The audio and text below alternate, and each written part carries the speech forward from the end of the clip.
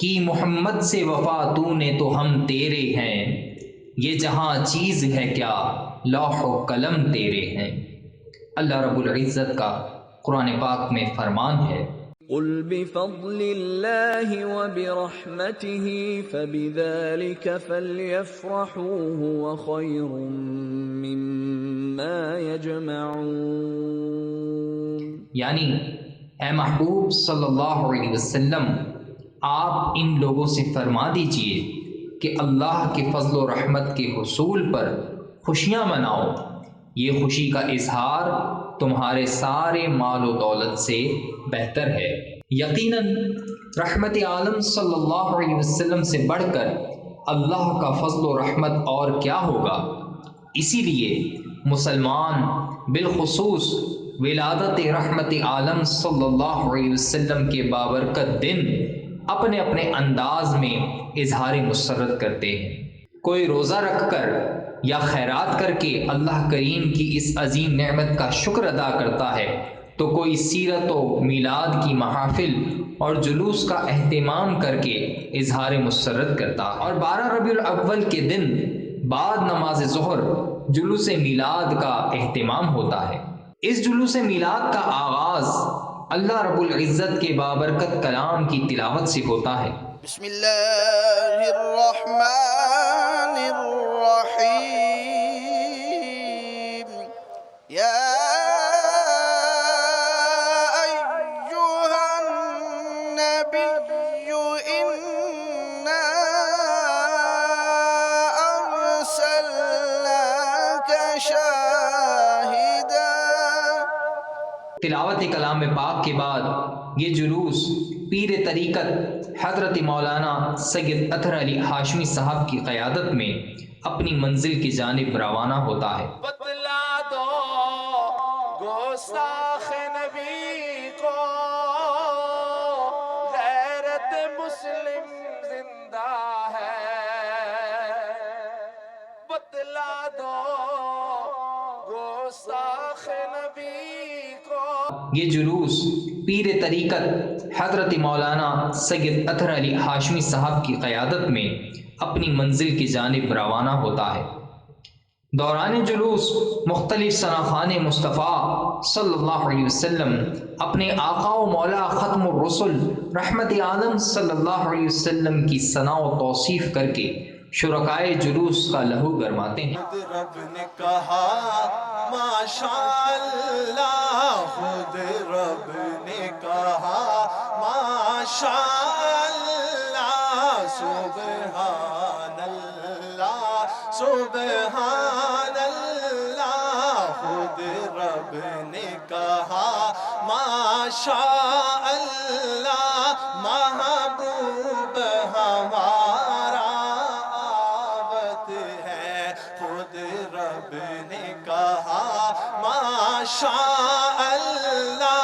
محبوب ہمارا آبد ہے۔ إلا الله حسبي ربي جل الله، ما في قلبي غير الله، نور محمد صلى الله، لا إله إلا الله حسبي ربي جل الله، ما في قلبي غير الله، نور محمد صلى الله، لا إله إلا الله حسبي ربي جل الله، ما في قلبي غير الله، نور محمد صلى الله، لا إله إلا الله۔ ساتھ ہی ساتھ مختلف علماء کرام اپنے خطابات کے ذریعے تاجدار رسالت نبی رحمت صلی اللہ علیہ وسلم کی سیرت کے مختلف گوشوں پر روشنی ڈالتے ہیں۔ میری طرف سے تمام شرکائے جلوس کو پیارے آقا صلی اللہ تعالیٰ علیہ وسلم کا جشن ولادت مبارک ہو۔ تو آقا علیہ السلام کی بارگاہ کا ادب اللہ تعالیٰ اس آیت میں ارشاد فرما رہا ہے کہ جب تمہیں میرا محبوب بلائے تو ہے ایمان والو تم کسی بھی کام میں مشغول ہو، چاہے تم کسی عبادت میں مشغول ہو، چاہے تم اپنے کسی دنیا کے کام میں مشغول ہو، تو تم اپنے سب کام کاج چھوڑ کر میرے محبوب صلی اللہ علیہ وسلم کی خدمت میں حاضر ہو جاؤ۔ حضرت ابی بن کعب رضی اللہ تعالیٰ عنہ کا ایک واقعہ مشہور ہے کہ آپ نماز ادا فرما رہے تھے کہ پیارے آقا صلی اللہ علیہ وسلم نے آپ کو بلایا، آپ نے جلدی جلدی اپنی نماز مکمل کی اور پھر بارگاہ رسالت میں حاضر ہوئے۔ نبی کریم صلی اللہ علیہ وسلم نے فرمایا ہے ابی بن کعب، تمہیں میری بارگاہ میں دیر سے آنے میں اتنی دیر کیوں لگی، کس چیز نے تمہیں روکا؟ تو انہوں نے فرمایا کہ یا رسول اللہ صلی اللہ علیہ وسلم، میں نماز ادا فرما رہا تھا۔ تو نبی کریم صلی اللہ علیہ وسلم نے فرمایا کہ ہے ابی، تم نے قرآن مجید کی یہ آیت نہیں پڑھی کہ استجیبوا للہ وللرسول، کہ جب تمہیں میرا محبوب بنائے تو فوراً حاضر ہو جاؤ۔ تو اس سے ثابت ہوا کہ نبی کریم صلی اللہ علیہ وسلم اگر کسی کو بلائیں اور وہ نماز پڑھ رہا ہو تو نماز چھوڑ کر بارگاہ رسالت میں حاضر ہو، اس کی نماز میں کوئی خلل واقعہ نہیں ہوگا۔ تو پیارے اور میرے محترم بھائیوں، نبی کریم صلی اللہ علیہ وسلم کی بارگاہ کے یہ ادب اللہ تعالیٰ خود ہمیں سکھا رہا ہے۔ وہ نبی جن کی بارگاہ کے ادب ہمیں اللہ سکھا رہا ہے، تو ان کے جشن ولادت کو ہم کیوں نہ منائیں؟ سید الانبیاء والمرسلین، اما بعد فاعوذ باللہ من الشیطان الرجیم، بسم اللہ الرحمن الرحیم، قد جاءکم من اللہ نور وکتاب مبین، صدق اللہ العظیم۔ قال اللہ تعالی فی شان حبیبہ ان اللہ وملائکتہ یصلون علی النبی یا ایہا الذین آمنوا صلوا علیہ وسلموا تسلیما۔ اللہم صلی علی سیدنا و مولانا محمد مبارک وسلم وصلی علیہ۔ تمام شرکاء جلوس کو جلوس میں شامل ہونا بہت مبارک ہو۔ استقبال کرنے والوں کا استقبال کرنا اللہ تعالیٰ اپنی بارگاہ میں قبول فرمائے۔ اللہ تعالیٰ ہمیشہ کے لیے یہ خوشیاں ہمارا مقدر فرمائے، اور اسی طرح شان و شوکت عظمت کے ساتھ ہمیں اپنے پیارے اور عظمت والے آقا کا جلوس نکالنے اور خوشیاں منانے کی توفیق عطا فرمائے۔ اللہ نے قرآن میں فرمایا، اے لوگو، تمہارے پاس تمہارے رب کی طرف سے ایک نور آ گیا۔ اے اللہ، وہ نور کیا ہے؟ آئیے سیدنا ابو ہریرہ رضی اللہ تعالیٰ عنہ سے پوچھتے ہیں۔ حضرت ابو ہریرہ کہتے ہیں، ایک دفعہ میں حضور کی بارگاہ میں پہنچا، میں نے عرض کیا، یا رسول اللہ صلی اللہ علیہ وسلم، میری ماں آپ کو بہت برا بھلا کہتی ہے، گالیاں نکالتی ہے، آپ کی شان میں بے ادبیہ کرتی ہے، آج اس نے حد کر دی، مجھ سے برداشت نہیں ہوا اور میں اپنا گھر چھوڑ کر آپ کے دربار میں آ گیا ہوں۔ حضور نے فرمایا، پھر پریشان کیوں ہو؟ عرض کیا، یا رسول اللہ، میری ماں نابینا ہے، آنکھوں میں نور نہیں ہے، اس کو کھلانے پلانے والا کوئی نہیں۔ سوچ رہا ہوں جب اس کو پیاس لگے گی تو اس کو پانی کون پلائے گا، جب بھوک لگے گی تو اس کو کھانا کون کھلائے گا؟ تو حضور نے فرمایا کہ ابو ہریرہ پھر کیا چاہتے ہو؟ عرض کیا، حضور میری ماں کی ہدایت کے لیے ہاتھ اٹھا دیں، میری ماں کے ایمان کے لیے ہاتھ اٹھا دیں۔ حضور نے ہدایت کی دعا کی۔ حضرت ابو ہریرہ رضی اللہ تعالیٰ عنہ بڑی تیزی کے ساتھ چلتے ہوئے اپنے گھر کی طرف پہنچے۔ راستے میں کسی نے دیکھا، اس نے کہا، اے دھیمی چال چلنے والے، آج تیری چال میں یہ تیزی کیوں ہے؟ کہا، آج میرے نبی نے میری ماں کی ہدایت کے لیے دعا کی ہے، میں اس لیے تیز دوڑتا ہوا جا رہا ہوں کہ دیکھوں آج ابو ہریرہ گھر میں پہلے پہنچ رہا ہے یا محمد عربی کی دعا پہلے پہنچ رہی ہے۔ کہتے میں جب گھر پہنچا، اپنے دروازے پہ دستک دی، میری ماں نے دروازہ کھولا تو اس کی زبان پہ جاری تھا، اشہد ان لا الہ الا اللہ و اشہد ان محمد رسول اللہ۔ میں نے کہا ہے ماں، تو اسی نبی کو گالیاں دیتی ہے، برا بھلا کہتی ہے، ابھی اسی نبی کا کلمہ پڑھ رہی ہے؟ پر بات ہے، میری ماں مسکرائی، کہا ہے بچے، خود ہی جا کے نبی سے دعا کراتے ہو اور خود ہی پوچھتے ہو کہ یہ تبدیلی کیسے آ گئی؟ کہا، جس نبی نے میری ہدایت کے لیے دعا کی تھی نا، وہ شان و شوکت والا نبی، وہ نور و عظمت والا نبی ابھی تشریف لایا تھا، میری آنکھوں پر ہاتھ پھیرا، میری آنکھوں میں نور آ گیا اور مجھے کلمہ پڑھا کر مسلمان کر گیا۔ اعلیٰ حضرت کی روح وجد میں آئی، کہا، سب سے اولیٰ والا ہمارا نبی، سب سے بالا والا ہمارا نبی، سب سے اولیٰ والا ہمارا نبی، سب سے بالا والا ہمارا نبی۔ کیا خبر کتنے تارے کھلے چھٹ گئے، کیا خبر کتنے تارے کھلے چھپ گئے پر نہ ڈوبے نہ ڈوبا ہمارا نبی، سارے اچھوں سے اچھا سمجھیے جسے ہے اس اچھے سے اچھا ہمارا نبی، سارے اونچوں سے اونچا سمجھیے جسے ہے اس اونچے سے اونچا ہمارا نبی، غمزدوں کو رضا مجدہ دیجئے کہ ہے، غمزدوں کو رضا مجدہ دیجئے کہ ہے، بے کسوں کا سہارا ہمارا نبی، بے کسوں کا سہارا۔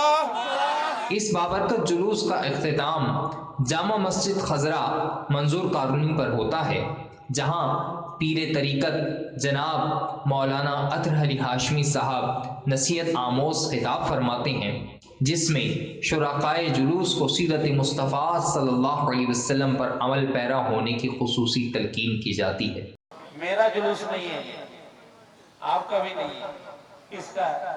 ہمارے آقا کا، اور ہم سب نے اس کو اچھا کرنا ہے۔